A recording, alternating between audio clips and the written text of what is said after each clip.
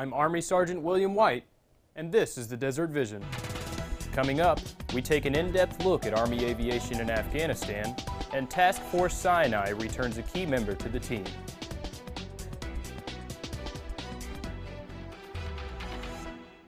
Who do you call when you need a heavy load moved quickly over mountainous terrain? Army Staff Sergeant Rich Stoll reveals the unit that ensures critical equipment is delivered on time to troops in hard-to-reach places. It's cold and it's late at night, but these guys are just getting started. There's the generator, 5 my aircraft, this 4630 pallet, and there's 2 more kickers that go on this bird. Meet Bravo Company, 3rd Battalion, 82nd Combat Aviation Brigade. It's the Chinook Company, the heavy lifters. Chinooks are big and powerful. They're also versatile. Since we've actually come here to Afghanistan, we've noticed the capabilities of the Chinook and how strong they are in this high mountainous terrain here in RC East.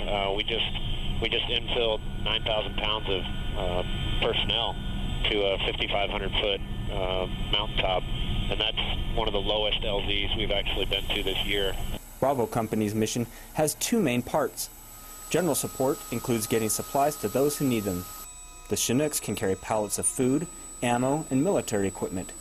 They can even sling-load wheeled vehicles, other helicopters, and artillery pieces. Of course, they do all this both day and night. On a standard night, we'll go fly for maybe 5 to 6 hours, moving cargo from fob to fob, moving packs here, moving packs there, ripping people in, ripping people out, taking needed parts to Shank or any other locations that they need as mission essential parts or ammo or food or anything they need. The other part of their mission is direct support.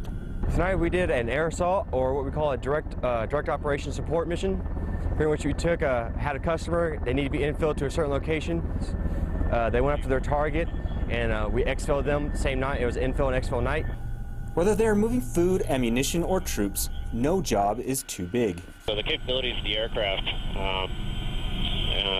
far exceed, the capabilities of other helicopters, and being able to put boots on the ground, mass force on a spot, and still have power left over. We're the only aircraft that can fly like that out here in this terrain. Reporting from Eastern Afghanistan, I'm Army Staff Sergeant Rich Stoll. The aviators of Task Force Sinai are an essential part of the peacekeeping mission in Egypt. Army Sergeant Thomas Duvall provides an inside look at how they support this 32-year peacekeeping mission between Egypt and Israel. The soldiers of Aviation Company, Task Force Sinai, currently stationed in Egypt as part of the multinational force and observers, provide a vital service to the 14 nations that call Egypt home. Well, 32 years of a peace treaty going on is a pretty significant impact, especially in this region of the world. So we as the Aviation Company provide helicopter support to that mission. We provide a unique service in the fact that we can take off and land anywhere that we need to. So unlike the other aircraft in the MFO, we are the only ones that can resupply the OPs throughout the area of responsibility, as well as just provide an aerial observance platform to accomplish the peacekeeping mission. From escorting personnel to medical evacuations, Van Cleek and his team prove every day why they are an important lifeline for this peacekeeping mission. Battle buddies and my soldiers work tirelessly to make this ship run as well as it does, and the hours put in and the hard work put in is unbelievable. This place is full of responsibility, large responsibility, but every soldier really does put in the time and effort that it takes, and it shows. Reporting from Sinai, Egypt, I'm Army Sergeant Thomas Duvall. Adaptability, physical resiliency, and commitment to the team drove 1st Armored Brigade leaders to the finish. Staff Sergeant Noel Gehrig shows how they tested their mental and physical toughness at Camp Arifjan in Kuwait. Historically, young Spartans who successfully completed their rigorous training were marked as potential leaders and given the opportunity to prove themselves worthy of serving through participation in the Krypteia. In the early morning hours, the alert could be heard, and the leaders of the Devil Brigade set out to do just that. I think it's amazing because it brings camaraderie. It brings everybody together to work on one focused task, and it makes us, rely on one another. Everybody has their own strengths. It makes us all come together and rely on each other for it. It was amazing. It just gives me a sense of pride.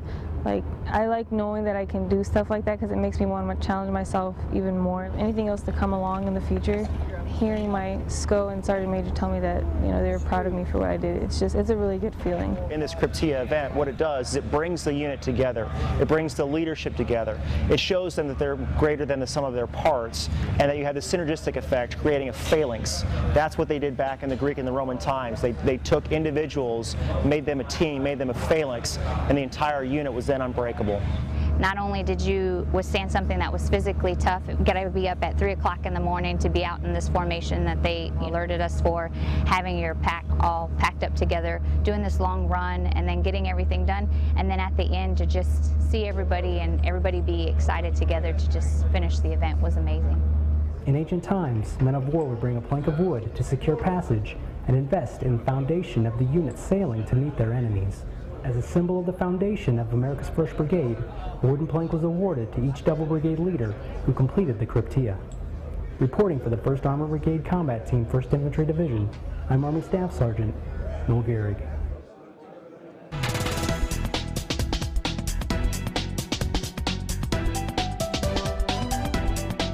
We made it back, man! Woo!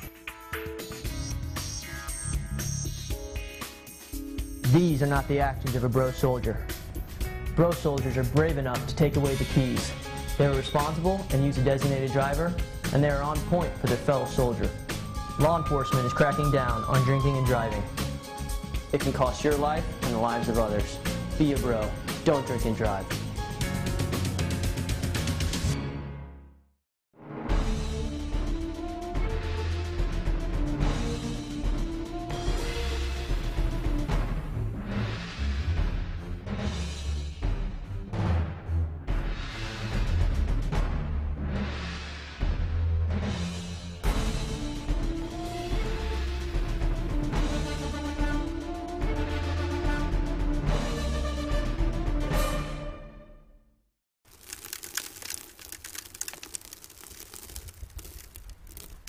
Welcome back to the Desert Vision. The 1st Armored Brigade Combat Team, 1st Infantry Division, hosted students from the Mubarak Al-Abdullah Joint Command and Staff College. Army Staff Sergeant Noel Gehrig witnessed how 1st ID soldiers introduced students to the inner workings of an Armored Brigade Combat Team.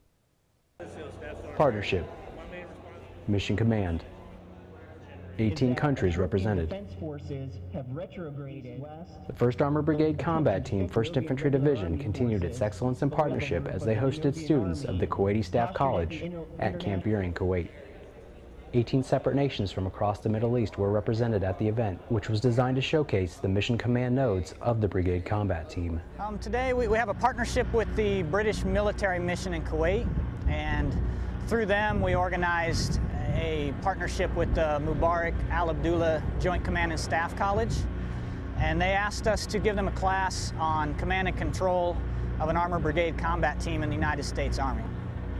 This visit is an opportunity to see how land forces command and control themselves in the field at the brigade level. We have students here from the Air Force and the Navy, and 40 students from outside of Kuwait who won't have seen this sort of capability deployed before. For today, especially for me, Air Force pilot, we learn about the land phase in our college, and now to see all the stations in the land phase, it's putting the picture together. What we saw, what we studied in the college, now we see it in real world. Most of the conflicts now, or the wars, always happened as a joint and partner nations or coalition. So it's important to have training and exercises together to standard our operating procedures between us as a coalition. With respect for culture and a shared understanding of the military profession being the great takeaway today, the events were concluded with the team singing the Big Red One song and the Army song. Reporting for the 1st Armored Brigade Combat Team, 1st Infantry Division, I'm Army Staff Sergeant Noel Gehrig. Service members are often given unique opportunities to travel off base while serving overseas. Noel Gehrig was at the Kuwait Ministry of Defense Equestrian Field in Kuwait City, Kuwait, to witness how these events build partnerships and bring smiles to soldiers. Soldiers of the 101st Brigade Support Battalion Guardians visited the Kuwaiti Ministry of Defense equestrian stables in Kuwait City. Many of the Guardians were in for a real treat because they had never ridden a horse before. They took us out to an arena, area like an arena. They brought out some beautiful horses. They gave us like a safety briefing, an overview of the correct way how to mount the horses, how to ride them, and how to dismount them. And then we rode the horses. I'm the supervisor for training in this facility. I hope that we have many visitors from U.S. troops who know how to deal with the horses and how to ride the horses, to show the U.S. troops our facility. And after all, the Kuwaiti Army and U.S. Army are friends. Sergeant Jared Higgins tells us why he feels trips like these are important. I had a great time. It made me feel like I was back at home and away from our normal military duties as a soldier. It keeps our morale up, gives us a little boost. Soldiers of the 1st Armored Brigade Combat Team continue to maintain a positive rapport with partners in Kuwait, as well as ensuring they stand ready and resilient to operate when needed in the current complex operational environment. Reporting for the 1st Armored Brigade Combat Team, 1st Infantry Division, I'm Army Staff Sergeant Noel Gehrig. While rugby clubs have continued to spring up at military bases stateside, soldiers deployed to Camp Arifjan, Kuwait, have fielded a team of their own. Army Staff Sergeant Richard Coletta tells us how these soldiers are strengthening bonds with our Kuwait partners through sport and community. 48! 56! Abrams! Bravo! Yep! The Arifjan Eagles, a rugby team based out of Camp Arifjan, Kuwait, which consists of both civilians and service members, recently competed against the Kuwait Scorpions Rugby Club in an exhibition game. Well, the game of rugby started many years ago at the rugby school in the UK, and over the years it's developed into the sport that we have today, which is basically a global sport. It's played by so many different nations, and the American side especially have been coming along fantastically over the last few years. I've been following the American Eagles, or the USA Eagles, and I'm seeing an awful lot of progression and improvement. Today's game is a culmination of events that we've been working with off post, going to practice with the Kuwaiti team, watching their games, and just setting this up, using our team and their team to show people on Arifjan, you know, the game of rugby. It's something that a lot of people don't see live, so I think it'd be good for them to watch this.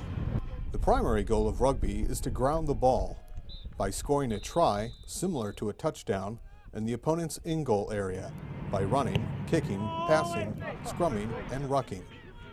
Some of us switched over to help out, to make it more competitive, and to have fun. You know? They often come and practice with us in the city from time to time, so the relationship between the military and the local rugby club is actually quite close. The camaraderie is the biggest thing for rugby. I mean, when you play rugby, you have friends everywhere, and no sport is like this. It's a very aggressive sport, but what's here is left here on the field. We won the game, but we weren't trying to keep score. It was about just trying to have fun and trying to learn as much as possible, helping the Eagles learn, as well as getting our set pieces together and trying to run plays and get better defensively. I think we did pretty well defensively. The Eagles ended up scoring 2 tries, I believe, and that was good. In the end, despite the falls, bumps, and bruises, the players shake hands and hug, departing as friends and proving that what happens on the pitch stays on the pitch. Staff Sergeant Richard Coletta, Camp Arifjan, Kuwait. The holidays are upon us, and although many are serving overseas, there is still plenty of holiday cheer to be shared. Regardless of your faith, the holiday season is widely understood to be a time of joy and goodwill, and service members don't have to look hard to find lights and festivities. Happy holidays from all of us at U.S. Army Central. That wraps up this edition of the Desert Vision. You can find these stories and more on U.S. Army Central's Facebook and YouTube pages. I'm Army Sergeant William White. Thanks for watching.